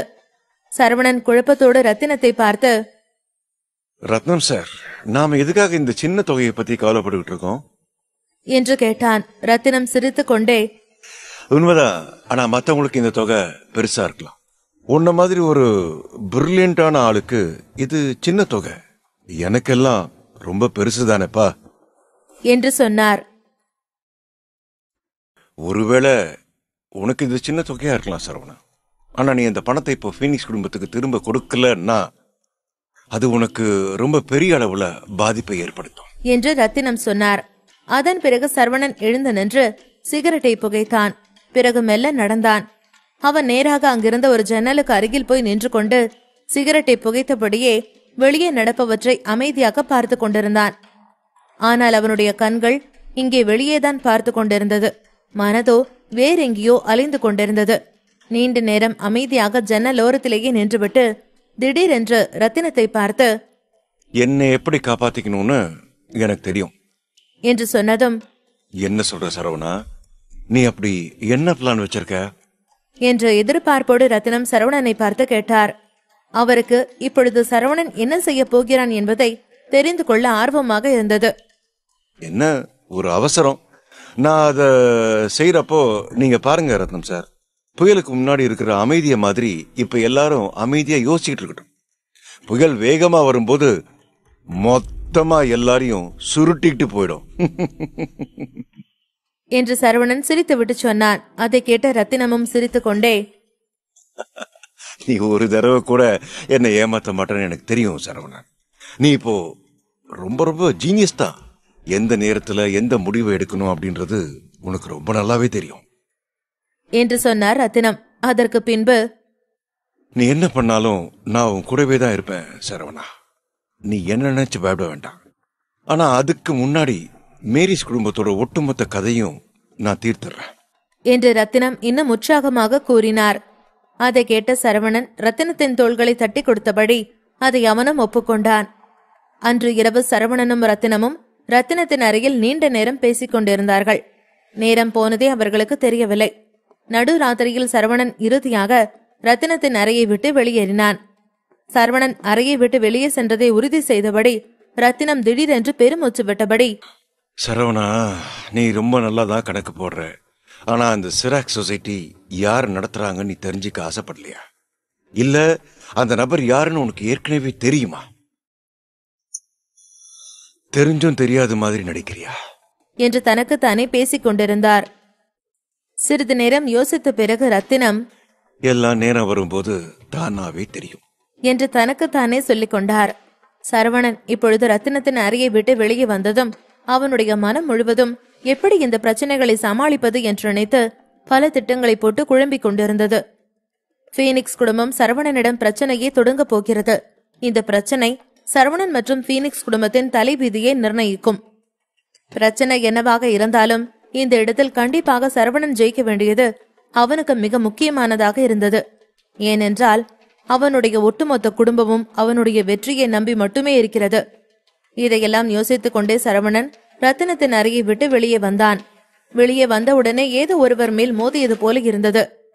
இல்லை, அவன் மோதிக்கொள்வதற்கு பதிலாக அந்த நபர் சரவணனுக்காகவே காத்திருந்தது போல தெரிந்தது. சரவணனை பார்த்ததும் திடீரென்று அவர் எழுந்ததால் சரவணன் மீது இடித்துக் கொண்டார். அந்த நபர் பைக்கில் வந்திருப்பதைப் போல ஹெல்மெட் மற்றும் ஜாக்கெட், பேண்ட், ஷூஸ் என்று போட்டிருந்தான். சரவணன் தெரியாமல் அவர் மீது இடித்ததற்காக சாரி சார், தெரியாம என்று சொன்னபடி அங்கிருந்து நகர நினைத்தான். ஆனால் அந்த நபர் சரவணனை நகர விடாமல் அவனுடைய கையை பிடித்தான். சரவணனின் கையை அந்த நபர் பிடிப்பதை பார்த்ததும், சாரி சொல்லிட்டனே, அதுக்கு அப்புறமா என்ன என்று இன்னும் பணிவாகத்தான் கேட்டான் சரவணன். உடனே அந்த நபர் தன்னுடைய கையை விட்டுவிட்டு தன் தலையில் போட்டிருந்த ஹெல்மெட்டை கையை வைத்து அதை கழற்றினான். அதற்குள் இருந்த உருவத்தை பார்த்து சரவணன் அதிர்ச்சி அடைந்தான். அது ஜெஸ்ஸி தான். வெளியே வந்த சரவணனை பார்த்த ஜெஸ்ஸி தன்னுடைய பைக்கின் பின் சீட்டை கையால் தட்டியபடி காட்டிக்கொண்டு, இப்ப கொஞ்சம் மூட் அவுட்ல இருக்கிற மாதிரி தெரியுதே, என் கூட வரலாமே ஒரு ரவுண்டு போயிட்டு வரலாம், ரிலாக்ஸா என்று சரவணனை எங்கேயோ அழைத்து செல்ல நினைத்தவள் போல கூப்பிட்டாள். சரவணன் ஒரு நிமிடம் அவளை பார்த்து திகைத்தபடி, பரவாயில்ல ஜெஸ்ஸி, நான் பாத்துக்கிறேன் என்று சொன்னான். சரவணன் கண்களில் இருந்த தயக்கத்தை பார்த்ததும் ஜெஸ்ஸி மகிழ்ச்சி அடைந்தாள். சரவணன் தன் மனதில் தன்னை பற்றி நினைத்துக் கொண்டிருப்பதாக அவள் நம்பினாள். இல்லை என்றால் இப்பொழுது ஜெஸ்ஸியை பார்த்ததும் சரவணன் கோபமாகத்தான் முகத்தை வைத்திருப்பான். இவ்வளவு அமைதியாக இப்பொழுது சரவணன் ஜெஸ்ஸியிடம் பேசியிருக்க மாட்டான். ஆனால் உண்மையிலேயே சரவணன் ஜெஸ்ஸியை பார்த்து வாயடைத்து போனான். இவளா? இவங்க என்ன பண்றா? இவள் எப்படி சமாளிக்கிறது என்றுதான் இப்பொழுது யோசித்துக் கொண்டிருந்தான் சரவணன். பீனிக்ஸ் குடும்பத்தை பற்றிய விஷயங்கள் தான் இப்பொழுது சரவணனின் தலைக்குள் ஓடிக்கொண்டிருந்தது. மைட்டி 7 யார் என்று அவனுக்கு தெரியாது. பீனிக்ஸ் குடும்பம் தங்களை மிகவும் பலம் வாய்ந்தவர்களாக காட்டிக்கொள்ள இந்த மைட்டி 7ஐ சேர்ந்தவர்களைத்தான் பயன்படுத்தினார்கள். இந்த குடும்பத்தை பற்றி சிலருக்கு மிக தெளிவாக தெரியும். இந்த குடும்பத்திற்குள்ளே என்ன நடக்கிறது என்பது வெளியுலகத்தில் இருக்கக்கூடிய ஆட்கள் யாருக்குமே தெரியாது. அவர்களில் யார் யார் எந்த பதவியை வகிக்கிறார்கள் என்பது கூட யாருக்குமே தெரியாது. அந்த பீனிக்ஸ் குடும்பத்தை சேர்ந்தவர்களாகவே இருந்தாலும் கூட நன்றாக வேலை செய்பவர்கள் உயர்ந்த பதவிகளில் இருந்தார்கள். திறமையற்றவர்கள் எந்த ஒரு கேள்வியும் கேட்கப்படாமல் உடனடியாக வெளியேற்றப்பட்டு விடுவார்கள். பீனிக்ஸ் குடும்பத்தின் கையில் சில வங்கிகள் இருந்தது என்று சொல்வதை விட பீனிக்ஸ் குடும்பம்தான் அந்த வங்கியே. அந்த அளவிற்கு பணத்தை கட்டுக்கட்டாக அடுக்கி வைத்திருந்தது அந்த குடும்பம். சரவணன் இதையெல்லாம் யோசித்துக் கொண்டே இருந்தால் அந்த நேரத்தில் எதிரே வந்த ஜெஸ்ஸியை கவனிக்கவில்லை. ஜெஸ்ஸி இப்பொழுது சரவணனை ஒரு கையால் பிடித்து இழுத்தபடி அவளுடைய பைக்கில் உட்கார வைத்தாள். அவன் இப்பொழுது குழப்பமாக இருந்ததால் வேறு எதையும் பற்றி அவ்வளவாக யோசித்து அழுத்து கொள்ளவில்லை. அவன் அமைதியாக அவளுடைய பைக்கின் பின் இருக்கையில் அமர்ந்தான். இப்படி ஜெஸ்ஸி திடீரென்று வந்து தன்னை அழைத்துச் செல்வாள் என்று அவன் நினைக்கவில்லை. என்றாலும் அவளிடம் வழக்கத்திற்கு மாறாக ஒன்றை பார்த்தான் சரவணன். ஜெஸ்ஸியின் பேச்சு இன்றைக்கு மிகவும் அடக்கமாக இருந்தது. இவ்வளவு தன்மையாக ஜெஸ்ஸி பேசுவது இதற்கு முன்பு இல்லாதது. அவள் சரவணனிடம் நடந்து கொள்ளும் விதமும் அவனிடம் பேசும் விதமும் அன்பாக இருந்தது. இவளுக்கு என்னாச்சு என்று அதை பார்த்து சரவணன் நினைத்தான். நடத்தையை வைத்து பார்த்தால் எல்லோரும் இவளை ரொம்ப ரொம்ப நல்ல பெண் என்றுதான் நினைப்பார்கள். ஆனால் இந்த ஜெஸ்ஸி எப்படிப்பட்டவள் என்பது அவளுடைய முன்னாள் காதலன் சரவணனுக்கு மட்டும்தானே தெரியும். இவ ஏதோ ஒரு பிளானோடதான் இருக்கா. என்ன பிளான் தெரியலையே. அவ போக்குலயே போய் பார்க்கலாம் என்று சரவணன் எதுவும் பேசாமல் அமைதியாக இருந்தாள். இப்போது எந்த ஒரு ஆடம்பரமும் இல்லாமல் சரவணன் மிகவும் எளிமையாக இருந்தான். சிறிது நேரம் கழித்து ஜெஸ்ஸி சரவணனை அவள் தங்கியிருந்த ஹோட்டலுக்கு அழைத்து வந்தாள். அவள் நேராக சரவணனை அந்த ஹோட்டலில் இருந்த ஒரு பாருக்கு இப்போது அழைத்து வந்தாள். நிறைய வகையான வெளிநாட்டு ட்ரிங்க்ஸை ஆர்டர் செய்தாள். முதலில் அந்த ட்ரிங்க்ஸுக்கு பில் செலுத்திவிட்டு பின்பு அவள் சரவணனை பார்த்து புலம்ப தொடங்கினாள். ஜெஸ்ஸி சரவணனிடம் கண்ணீருடன், சரவணா, என்னை மன்னிச்சிடு. நான் உன்னை விட்டுட்டு போயிருக்கவே கூடாது. நீ என் கூடவே இருந்த வரைக்கும் உன்னோட அருமை எனக்கு தெரியல. நீ என்னை விட்டு போனதுக்கு அப்புறமா நான் எவ்வளவு கஷ்டப்பட்டேன்னு தெரியுமா? உன்னை மாதிரி என் மேல அன்பு காட்டுற இன்னொருத்தர் எனக்கு கிடைக்கவே இல்லை என்று அவள் தன்னுடைய தவறை உணர்ந்ததை போல சரவணனிடம் பேசிக் கொண்டிருந்தாள். அந்த நிதிஷ் என்னை ரொம்பவே ஏமாத்திட்டான். அப்படியெல்லாம் பண்ண சொல்லி என்னை அவன் பிளாக்மெயில் பண்ணினான். என்னை மன்னிச்சிரு சரவணா, வேற வழியில்லாம தான் நான் அன்னைக்கு அப்படி பண்ணினேன் என்று இப்பொழுது ஜெஸ்ஸி சரவணனிடம் கெஞ்சிக் கொண்டிருந்தாள். ஏற்கனவே சரவணன் சிறிது குழப்பத்தில் இருந்ததால் அவன் அவள் சொல்வதையெல்லாம் கேட்டபடியே ஆர்டர் செய்திருந்த சரக்குகளை குடிக்க தொடங்கினான். ஜெஸ்ஸியும் அவனுக்கு கம்பெனி கொடுப்பது போல அவனோடு சேர்ந்து குடித்தாள். கொஞ்ச நேரம் கழித்து ஜெஸ்ஸி சரவணனின் தொடையில் கையை வைத்து மெதுவாக, சரவணா, நான் ரொம்ப அதிகமா குடிச்சிட்டேன்னு நினைக்கிறேன். நான் இப்ப எப்படி ரூமுக்கு போவேன்? எனக்கு நீ ஹெல்ப் பண்றியா? என்னோட ரூம் மாடியில இருக்கு என்று சொன்னபடி அவள் தன்னுடைய வேலையை சரவணனிடம் காட்டத் தொடங்கினாள். அதை சரவணன் மிக நன்றாகவே புரிந்தும் கொண்டான். சரவணன் இப்பொழுது குடித்திருப்பதால் அவன் தான் என்ன சொன்னாலும் செய்வான் என்று நினைத்தாள் ஜெஸ்ஸி. ஆனால் அவளுக்கு அது ஒரு நல்ல யோசனையாக இப்பொழுது தெரியவில்லை. ஏனென்றால் இவ்வளவு அதிகமாக குடித்தும் சரவணன் இப்பொழுது மிகவும் நிதானமாக இருந்தான். ஜஸ்டின் மற்றும் அவனுடைய புதிய நண்பர்களால் இப்பொழுது சரவணன் எவ்வளவு குடித்தாலும் தன்னுடைய நிதானத்தை இழக்காதவனாக இருந்தான். மேலும் இப்பொழுது இருக்கக்கூடிய சரவணன் கல்லூரியில் படிக்கும்போது இருந்த சரவணன் போல இல்லை. அவனுடைய உடலின் தரம் கூட மாறிவிட்டது. ஜஸ்டினை போல மிக பலமாக இருந்தான் சரவணன். அவன் இப்பொழுது குடித்த மதுபானத்தால் அவனுக்கு எந்த ஒரு பெரிய பாதிப்பும் ஏற்படவில்லை.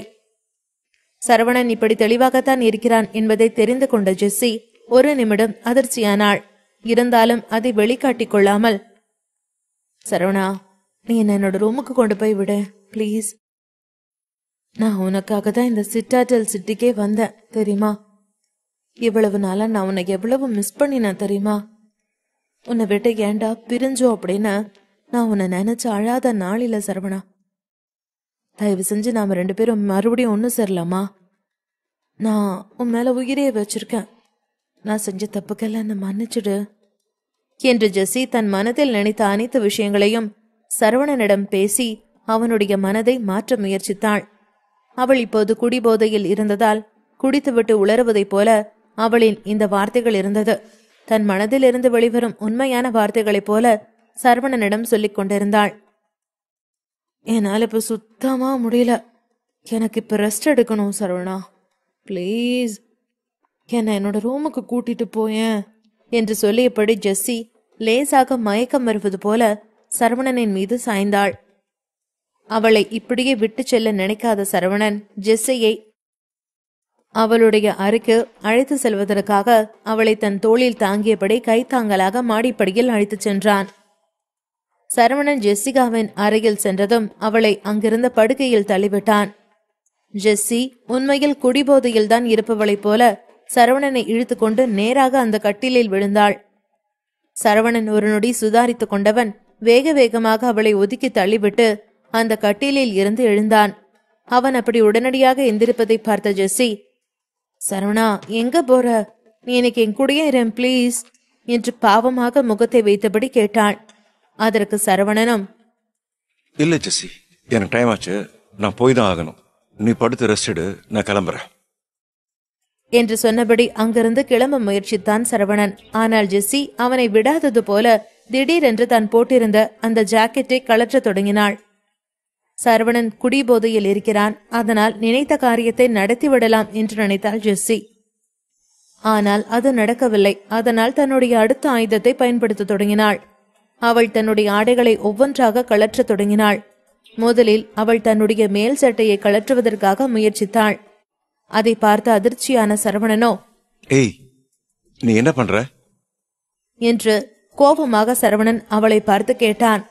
அதற்கு ஜெஸ்ஸி, நான் ரொம்ப குளிச்சிட்டேன் போல சரவணா, எனக்கு தலை வலிக்குது, அதான் குளிச்சுட்டு வரலான்னு போட. குளிச்சுட்டு ஒரு பிளாக் காஃபி குடிச்சேன்னா என்னோட தலைவலி சரியாயிடும் என்று சொல்லிவிட்டு அவள் தன்னுடைய ஆடைகளை அவன் முன்பாகவே அவிழ்க்க முயற்சி செய்தாள். சரவணனின் கோபம் இன்னும் அதிகமானது. குளிக்க போறியா? அப்படின்னா பாத்ரூமுக்கு போய் ட்ரெஸ் கேட்டு இப்படி ஏன் முன்னாடி எதுக்காக கேட்டுற என்று அவளுடைய நோக்கத்தை புரிந்து கொண்டவனைப் போல சரவணன் கேட்டான். பின்பு சரவணன் அவளை பார்த்து, நீ போய் நிதானமா குளி, நான் இப்ப இங்க இருந்து கிளம்ப போறேன் என்று சொன்னபடி சரவணன் வேகமாக அந்த அறையை விட்டு போக முயற்சித்தான். ஆனால் அவனை தடுத்து நிறுத்தியபடி ஜெஸ்ஸி, எங்க போற சரவணா? நீ இன்னைக்கு என் கூட இருக்க மாட்டியா என்று அவள் குடிபோதையில் கேட்பது போல கேட்டாள். ஆனால் சரவணனுக்கு அவளுடைய குறிக்கோள் என்ன என்பது மிக தெளிவாகவே புரிந்துவிட்டது. இவ்வளவு நடந்தும் இவ என்ன முட்டாள் நினைச்சிட்டு இருக்காளே என்று தன்னுடைய மனதிற்குள்ளேயே நினைத்துக் கொண்டே, ஜெஸ்ஸி, உனக்கு ரொம்ப நல்லாவே தெரியும், நீ என்னோட முன்னாள் காதலியா இருந்திருக்கலாம். ஆனா அதெல்லாம் முடிச்சு போன கதை. இப்ப எனக்கு ஒரு கேர்ள் ஃப்ரெண்ட் இருக்கா, தாரிகா. அவளை பத்தி உனக்கு ரொம்ப நல்லாவே தெரியும். நீ குடிச்சிருக்கிறதுனால மட்டும்தான் இப்ப நான் உன் கூட இங்க வரைக்கும் வந்தேன். உன்னுடைய எண்ணம் அதுவே என்னைக்குமே நடக்காது. இனிமே நாம 2 பேரும் ஒருத்தர் பார்க்காம இருக்கிறது தான் நல்லது என்று சொல்லியபடி சரவணன் வேகமாக அந்த அறையை விட்டு வெளியேற முயற்சித்தான். நீ இல்லாம என்னால வாழ முடியாது சரவணா, பிளீஸ் என்னை விட்டு போகாத என்று ஜெஸ்ஸி சரவணனிடம் கெஞ்சினாள். ஆனால் அதற்கு சரவணனோ, நான் சொல்ற விஷயம் உனக்கு தெரியாம இருக்கலாம்னு நினைக்கிறேன் ஜெஸ்ஸி. என்னோட ஒட்டுமொத்த சொத்தும் என் கையை விட்டு போயிடுச்சு. அது மட்டும் இல்லாம ஃபீனிக்ஸ் குடும்பத்துக்கும் நான் எதிரி ஆயிட்டேன். அதனால இனிமே நீ என்கிட்ட எந்த பிளானும் போட வேணாம். உன்னோட பிளானே வேஸ்ட் தான். என்று சொன்னபடி அங்கிருந்து கிளம்ப நினைத்தான் சரவணன். இதை கேட்ட ஜெஸ்ஸியோ கோபமாகி, ஒரு நிமிஷம் நில்லு சரவணா. பணத்துக்காக தான் நான் உன்னோட இருக்க விரும்புறேன் நீ நினைக்கிறியா? எனக்கு உன்னோட பணம் முக்கியம் கிடையாது சரவணா, எனக்கு நீதான் முக்கியம் என்று சொன்னபடி அவன் அருகில் சென்று அவனை கட்டிப்பிடிக்க முயற்சித்தாள். ஆனால் சரவணனோ வெறுப்போடு அவளை தள்ளிவிட்டான். அவளுடைய கண்களில் இப்பொழுது கோபம் கொப்பளித்திருந்தாலும் அதனை வெளிப்படுத்திக் கொள்ளாமல் நிதானமானாள். அவள் எழுந்து, நீ என்ன காரணம் சொன்னாலும் அத பத்தி எனக்கு கவலை இல்ல என்று சொன்னபடி சரவணன் தன்னுடைய தலையை ஆட்டினான். நான் ஏற்கனவே சொன்னேன் இல்லையா, எனக்கு ஒரு காதல் இருக்கிறான்னு. அவ மட்டும்தான் என்னோட லைஃப்ல இருக்கா. இனிமே வேற எந்த ஒரு பொண்ணுக்கும் என்னோட லைஃப்ல இடமே கிடையாது. நீ என்னோட முன்னாள் காதலியாகவே இருந்தாலும் திரும்பவும் என்னோட வாழ்க்கையில நுழைய நினைக்காத என்று மிரட்டினான் சரவணன். ஜெஸ்ஸியின் எண்ணத்தை சரியாக புரிந்து கொண்ட சரவணனோ, நீ நினைக்கிற மாதிரி நான் பழைய சரவணன் கிடையாது என்று முறைத்தபடி சொன்னான் சரவணன். சரவணன் ஜெஸ்ஸியை கொன்று விடுவேன் என்று சொன்னதை கேட்டு ஜெஸ்ஸிகாவின் முகத்தில் கோபம் கொப்பளித்தது. அவள் சரவணனை பார்த்து, சரவணா போ, நீ என்னை இப்படியே இங்கே தனியா விட்டுட்டு போ. நான் உன் மேல எவ்வளவு பாசம் வச்சிருந்தேன். நான் உனக்காக எவ்வளவு நேரம் கீழே காத்திருந்தேன் தெரியுமா? நீ எதுக்காக என்ன பிடிக்காதவ மாதிரி நடிக்கிற? உன்னால என்ன அவ்வளவு சீக்கிரமா மறக்க முடியாதுன்னு எனக்கு தெரியும் சரவணா. உன்னோட காதல் இன்னும் அழியாம உனக்குள்ளதான் இருக்கு. அத நான் உன்னோட முகத்திலேயே பாக்குறேன் என்று ஜெஸ்ஸி இப்பொழுது சரவணனுக்கு காதல் வலையை வீச தொடங்கினாள். என்ன ஜெஸ்ஸி, ரொம்பவே உத்தமி மாதிரி பேசுற என்று அவளின் முகத்துக்கு முன்னாலேயே சரவணன் கேட்டுவிட்டான். இதை கேட்டு ஜெஸ்ஸியின் முகபாவனை திடீரென்று கோபமானது. அதை பார்த்து சரவணனுக்கு சந்தோஷமாக இருந்தது. சாயம் விழுக்கப் போகிறது என்பதை அவன் புரிந்து கொண்டான். காலேஜ் படிக்கும் பொழுது ஜெஸ்ஸி இன்ஸ்டாகிராமில் நேரடியாக லைவ் செய்யும் காட்சிகள் அனைத்தும் சரவணனின் கண்முன்னே ஒரு நொடி தோன்றியது. அந்த நாட்களில் ஜெஸ்ஸி எவ்வளவு மோசமாக இன்ஸ்டாகிராம் லைவில் தன்னுடைய உடலை காட்டி பணம் சம்பாதித்தாள் என்பது சரவணனுக்கு மிக நன்றாகவே தெரியும். ஆரம்பத்தில் அவள் சரவணனுக்கு உதவுவதற்காகத்தான் அப்படி செய்கிறேன் என்று சொன்னாள்.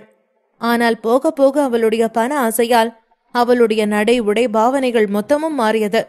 அவள் தன்னை மிக மிக ஆபாசமாக காட்டி அதன் மூலம் பணம் சம்பாதிக்க நினைத்தாள். சரவணன் எத்தனையோ முறை தடுத்தும் அவள் அதை கேட்கவில்லை. கடைசியில் 1500 ரூபாய் தனக்கு தருபவர்கள் யாராக இருந்தாலும் வாட்ஸ்அப் குரூப்பில் தனியாக லைவுக்கு வருவதாக கூறி ஒரு வியாபாரமே நடத்தினாள் ஜெஸ்ஸி. அதன் பின்பு அவள் நிதிஷோடு சேர்ந்து கொண்டு சரவணனை கேவலப்படுத்தி விரட்டி அடித்த காலங்களெல்லாம் சரவணன் மனதில் நினைத்து பார்த்தான். அப்போதிருந்த சரவணன் ரொம்பவே அப்பாவி, சாப்பாட்டுக்கு கூட வழி இல்லாதவன். ஆனால் இப்பொழுதிருக்கும் சரவணனால் அவளுக்கு 1 கோடி ரூபாய் கூட சாதாரணமாக பாக்கெட் மணியாக கொடுக்க முடியும். இதெல்லாம் ஜெஸ்ஸிக்கு மிக நன்றாகவே தெரியும். அதனால்தான் அவள் திரும்பவும் சரவணனை தேடி வந்திருக்கிறாள். அதனால் சரவணனை எப்படியாவது இன்றைக்கு இரவு இங்கு தங்க வைத்து விட வேண்டும் என்று தன்னுடைய திட்டத்தை செயல்படுத்த வேண்டும் என்று நினைத்துதான் சரவணனிடம் இப்பொழுது இந்த உத்தமி போல வசனங்களை பேசிக் கொண்டிருக்கிறாள். சரவணா, நான் தெரியாம பண்ணின தப்புக்கு எல்லாமே என்னை மன்னிச்சுடு. சின்ன வயசுல ஏதோ முட்டாள்தனமா நடந்துகிட்டேன். ஆனா நீ என்னை விட்டு போயிடாத, எனக்கு நீ வேணும் என்று அவள் பேசியபடியே நேராக சரவணனுக்கு முன்னால் வந்து அவனுக்கு மிக நெருக்கமாக அவனுடைய முகத்தை பிடித்து உதட்டில் முத்தம் கொடுக்க போனாள் ஜெஸ்ஸி. இதில் கோபமான சரவணன் அவளை பிடித்து தள்ளிவிட்டான். அதனால் ஜெஸ்ஸி நிலை குலைந்து போய் பக்கத்தில் இருந்த சுவற்றில் முட்டிக்கொண்டாள். அவளுடைய தலையில் லேசாக அடிபட்டது. ஆ என்று தன் தலையில் கை வைத்தபடி, சரவணா, நீ என்ன தள்ளி விட்டியா? எதுக்காக என்ன தள்ளிவிட்ட? ஏன் சரவணா என்கிட்ட இவ்வளவு ரூடா நடந்துக்கிற? நான் உன்னோட முன்னாள் காதலி தானே. நீ எனக்கு ஒரு சான்ஸ் திரும்ப தரக்கூடாதா? இப்ப உன் கூட இருக்கிற தாரிகா அபிநயா மாதிரி நானும் உன் கூடயே இருக்கிறனே என்று இப்பொழுதே நேரடியாகவே சரவணனிடம் கெஞ்சினாள் ஜெஸ்ஸி. அந்த அபிநயா கூட உன்கிட்ட இப்ப எவ்வளவு க்ளோஸா இருக்கா? அவ இதுக்கு முன்னாடி உன்னை எப்படி நடத்தினா அப்படிங்கறத நீ மறந்துட்டியா? அவளை மன்னிப்ப என்ன மன்னிக்க மாட்டியா என்று பாவமாக கேட்டாள் ஜெஸ்ஸி.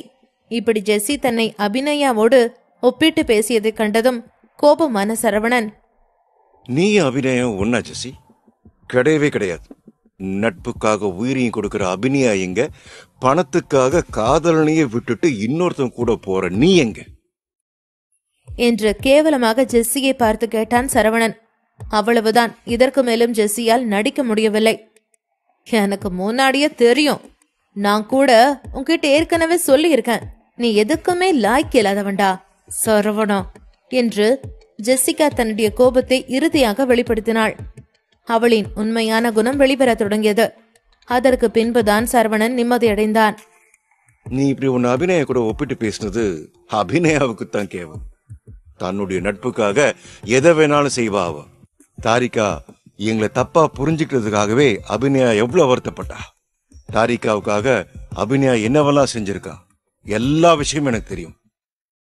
அவ இப்ப தாரிகாவோட ஃப்ரெண்ட் அப்படிங்கறத விட எனக்குமே பெஸ்ட் ஃப்ரெண்டு தான். அவளோட ஃப்ரெண்ட்ஷிப் ரொம்ப ரொம்ப அழகானது. அவளோட ஃப்ரெண்ட்ஷிப் ரொம்ப ரொம்ப ஆழமானது. அத நீ கொச்சப்படுத்த நினைக்காத என்று கோபமாக ஜெஸ்ஸியை பார்த்து முறைத்தபடி சொன்னான் சரவணன். எனக்கு உன் கூட வரும்போதே தெரியும் நீ இப்படி ஏதாச்சும் தான் கிறுக்குத்தனமா யோசிச்சு வச்சிருப்பேன்னு. இருந்தாலும் உன் கூட வந்தது என்னோட தப்பு தான். நான் இங்க வந்திருக்கவே கூடாது என்று சரவணன் சொன்னான். அதற்கு ஜெஸ்ஸியோ, ஏன் எதுக்காக அப்படி சொல்ற? நான் உனக்கு அவ்வளவு கேவலமா தெரியறனா என்று கோபமாக கேட்டாள். சரவணன் அதற்கு, இல்ல நான் அப்படி சொல்லவே இல்லையே. சரி, நான் இப்ப சொல்றதையே நீ என்னோட கடைசி முடிவா வச்சுக்கோ. என்னை பொறுத்த வரைக்கும் நீ ஒரு குப்பை என்று சொல்லிவிட்டு சரவணன் திரும்பி பார்க்காமல் அங்கிருந்து கிளம்பினான். சரவணன் குப்பை என்று சொன்ன அந்த வார்த்தையை கேட்ட ஜெஸ்ஸியின் உடல் இப்பொழுது கோபத்தில் நடந்து கொண்டிருந்தது. அவளுடைய கண்களில் இருந்த வெறுப்பு மேலும் மேலும் அதிகரித்துக் கொண்டிருந்தது. உண்மையிலேயே சரவணன் தன்னை பார்த்து இப்படி சொல்லிவிட்டு கிளம்பிவிட்டான் என்பதை ஜெஸ்ஸியால் நம்பவே முடியவில்லை. அவளுடைய அறையில் இப்பொழுது மனதை மயக்கும் ஒரு வாசனை வெளிவந்து கொண்டிருந்தது. அது அவள் தயாரித்த அந்த மெழுகுவத்திலிருந்து வந்த வாசனைதான் அது. அந்த வாசனையை முகர்ந்தால் எந்த மனிதனாலும் தன் கட்டுப்பாட்டில் இருக்க முடியாது. அவன் தன்னிலையை மறந்து தன் முன்னால் நிற்கும் பெண்ணிடம் அடிபணிந்து விடுவான். இதுவரை அப்படித்தான் நடந்திருக்கிறது. ஆனால் சரவணன் தன்னிடம் அடிபணிவான் என்று நினைத்தாள் ஜெஸ்ஸி. மேலும் அந்த மெழுகுபர்த்தியின் வாசனையோடு தன்னுடைய உடலையும் காட்டி சரவணனை மயக்கலாம் என்று ஜெஸ்ஸி நினைத்திருந்தாள். ஆனால் அவளுடைய திட்டம் எதுவுமே சரவணனிடம் பலிக்கவில்லை. அவன் அங்கிருந்து வெளியேறியதும் கோபமான ஜெஸ்ஸி தன்னுடைய மொபைலை கையில் எடுத்தாள். வேக வேகமாக டைப் செய்து ஏதோ ஒரு மெசேஜை சரவணனுக்கு அனுப்ப தொடங்கினாள் அவள். சூப்பர் சரவணா, உனக்கு எவ்வளவு தைரியம்! ஜெஸ்ஸி திரும்பவும் சரவணனுக்கு மெசேஜ் அனுப்பினாள். உனக்கு நான் வேணானா சரி, ஆனா ஆன்லைனுக்கு வந்த என்ன விரும்புற பல ஆண்கள் அங்க இருப்பாங்க. சரவணா, ஹேட் யூ என்ற மெசேஜ் வந்தது. அதை படித்த சரவணனோ, உனக்கு பைத்தியமா என்று சரவணன் ஒரு பதில் மெசேஜ் அனுப்பினான். உனக்கு நான் 1/2 மணி நேரம் டைம் தரேன். அந்த 1/2 மணி நேரத்துல திரும்பி வரலைனா நான் சொன்னதை செய்வேன் என்று ஜெஸ்ஸி மீண்டும் ஒரு செய்தியை அனுப்பினாள். சரவணன் மிகவும் கோபமடைந்தான். இவளுக்கு பைத்தியம்தான் பிடிச்சிருக்கு என்று தனக்குள்ளேயே நினைத்து கொண்டிருக்கும் போதே ஜெஸ்ஸி அவனுக்கு ஒரு சில ஸ்கிரீன்ஷாட்டுகளை அனுப்பினாள். அதை பார்த்த சரவணன் மொத்தமாக அதிர்ந்தான். பைத்தியம், நல்ல வேளை எனக்கு தாரிகா கிடைச்சிருக்கா. அவ எனக்கு கிடைச்சதே ஒரு கிஃப்ட். ஆனா இந்த ஜெஸ்ஸி ஒரு பிசாசு, ரொம்பவே அருவருப்பானவன். இவ்வளவு போய் நான் ஒரு காலத்துல காதலிச்சேன்னு நினைச்சா எனக்கே அவமானமா இருக்கு என்று சரவணன் நினைத்தான். சரவணனுக்கு ஜெஸ்ஸியின் மீது ஆர்வம் இல்லை. இருப்பினும் ஜெஸ்ஸி சரவணனை தன் வலையில் விளைவிக்க வேண்டும் என்று நினைத்தாள். அது சரவணனுக்கும் தெரியும். ஜெஸ்ஸி சரவணனின் பணத்திற்காக இப்படி செய்கிறாள் என்பது. இருப்பினும் இப்ப மட்டும் திரும்பி போகாமல் இருந்தால் ஏதாவது தவறு நடக்கும் என்று சரவணன் நினைத்தான். சரவணன் ஒரு கணம் தயங்கி ஜெஸ்ஸிகாவை தேடி திரும்பி போனான். ஆனால் ஜெஸ்ஸிகாவின் அறையின் வாசலில் வந்தவுடன் ஜெஸ்ஸிகாவின் குரல் கேட்டது. இல்ல, நான் உன்னை ஒரு 1/2 மணி நேரம் கழிச்சுதான் வர சொன்னேன். இப்ப எதுக்கு வந்த? சீக்கிரமா வெளியில போ, என்னோட பிளானையே நாசம் பண்ணிடாத என்று சொன்னபடி அவள் யாரையோ விரட்டும் சத்தம் அந்த அறையிலிருந்து கேட்டுக்கொண்டிருந்தது. சரவணன் சட்டென்று கதவை திறந்தான்.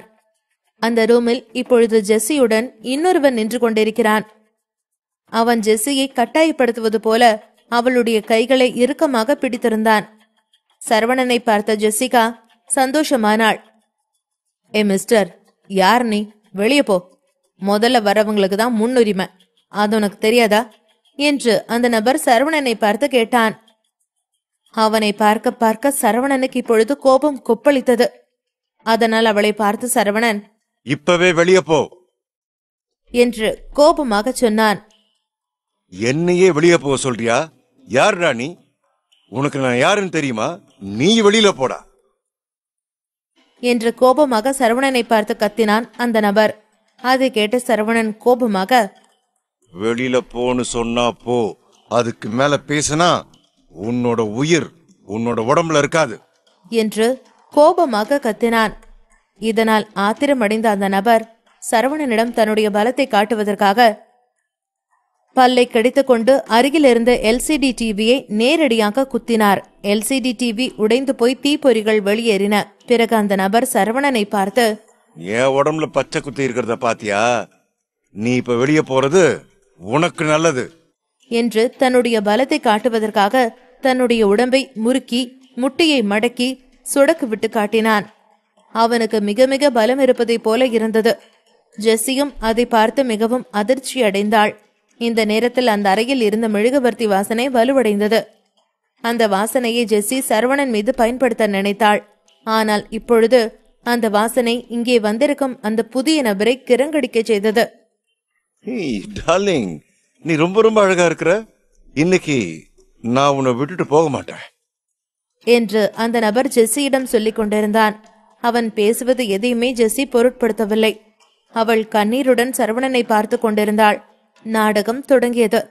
அவள் கண்களாலேயே, எனக்கு தெரியும் சரவணா, உன்னால என்ன மறக்க முடியாதுன்னு எனக்கு தெரியும் என்று சரவணனிடம் சொன்னாள். டேய், நான் உன்னை இப்பவே இங்க இருந்து வெளியில போக சொன்னேன். என்னோட மூட ஸ்பாயில் பண்ணாத என்று அவன் சரவணனை பார்த்து சொன்னான். இதை கேட்ட சரவணன் கோபம் தாங்க முடியாமல், என்னடா சொன்ன என்று கோபமாக அவனுடைய வயிற்றிலேயே ஒரு குத்துவிட்டு அவனுடைய கழுத்தை பிடித்து நெரித்தான். சரவணன் பார்க்க பொடி பயலாக இருக்கிறான். அவனால் தன்னை எதுவும் செய்ய முடியாது என்று இந்த நபர் இவ்வளவு நேரமும் நினைத்து கொண்டிருந்தான். ஆனால் சரவணனிடம் இந்த பலத்தை அவன் எதிர்பார்க்கவே இல்லை. அந்த அளவிற்கு பலமாக இருந்தான் சரவணன். என்னோட பேரு வாட்சன். என்ன தெரியாதவங்க யாருமே கிடையாது என்று சிரித்தபடி சொன்னான் அந்த நபர். என்ன உன்னால எதுவுமே பண்ண முடியாது. இங்க இருக்கிறவங்க எல்லாம் என்னோட ஆட்கள் தான். நான் எதுக்காக இங்க இருந்து போனோம்? இந்த பொண்ணு கூட என்னோட ஆள் தான். போன வாரம் கூட நானும் இந்த பொண்ணும் இதே ரூம்ல ஒன்னா இருந்தோம். இவன் கூப்பிட்டுதான் நான் இங்க வந்திருக்கேன். இடையில நீ யாருடா சிவ பூஜையில கரடி நுழைஞ்ச மாதிரி? என்ன அவன் மேல உனக்கு ஆசையா? அப்படின்னா சொல்லு, இன்னைக்கு ஒரு நைட்டுக்கு அவளை உனக்கு விட்டு தரேன். அதை விட்டுட்டு இப்படி ஹீரோ மாதிரி சீன் போடாத என்று கோபமாக அந்த நபர் சரவணனை பார்த்து சொன்னான். இதை கேட்டு சரவணன் அதிர்ச்சியாகி போய் ஜெஸ்ஸியை கோபமாக பார்த்தபடி நின்று கொண்டிருந்தான். ஜெஸ்ஸியின் அழுகையை பார்த்து ஒரு நிமிடம் அவள் உண்மையாகவே திருந்தி விட்டாளோ என்று நினைத்தான் சரவணன். ஆனால் அவள் செத்தாலும் திருந்தாத ஜென்மம் என்று சரவணனுக்கு இப்பொழுது நன்றாக புரிந்தது. பணத்திற்காக எதையும் செய்ய துணிந்த ஜெஸ்ஸி இந்த வாட்சனுடன் ரொம்ப நாளாக கனெக்ஷனில் இருந்திருக்கிறாள் என்று சரவணனுக்கு தோன்றியது. ஆனால் அவனுக்கு இதையெல்லாம் நினைத்து அதிர்ச்சியாகவே இல்லை. நாய்வால நிமித்த முடியாது என்பதை போல சரவணன் அவளை பற்றி கவலைப்படவே இல்லை. ஒருவேளை ஜெஸ்ஸி தன்னுடைய எதிரி குடும்பங்களோடு சேர்ந்து தன்னை பழிவாங்க நினைக்கிறாளோ என்று நினைத்த சரவணன் கோபமாக வாட்சனின் கழுத்தை பிடித்து இறுக்கி, உன்னோட பேரு வாட்சன், அது இருக்கட்டும், யாரோட ஆளு என்று இன்னும் கோபமாக அவனுடைய கழுத்தை நெருக்கியபடி கேட்டான். அவனுடைய கோபம் நொடிக்கு நொடி அதிகரித்துக் கொண்டே இருந்தது. நீ இந்த சிட்டாடல் சிட்டியில் தானே இருக்கிற, ஆனா உனக்கு என்ன பத்தி தெரியாதா? நான் அரவிந்தோட ஆளு என்று சொன்னான் அந்த வாட்சன். அரவிந்தோட அடியாளா என்று சொல்லியபடி சரவணன் ஒரு பெரிய மூச்சை இழுத்து விட்டபடி தன்னுடைய கையின் பிடியை தளர்த்தினான்.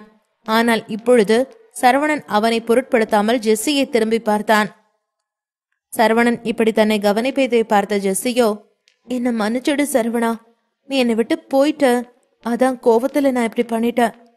உன்னை இங்க வர வைக்கிறதுக்காக தான் இப்படி பண்ணினேன் என்று சொல்லிவிட்டு ஜெஸ்ஸி வாட்சனுக்கு பக்கத்தில் நடந்தாள். வாட்சனை பார்த்து ஜெஸ்ஸி மெதுவாக, மிஸ்டர் வாட்சன், இது என்னோட தப்பு தான். நான் உங்களை இங்க வர சொல்லியிருக்கவே கூடாது. இவர் என்னோட பாய் ஃப்ரெண்டு தான்.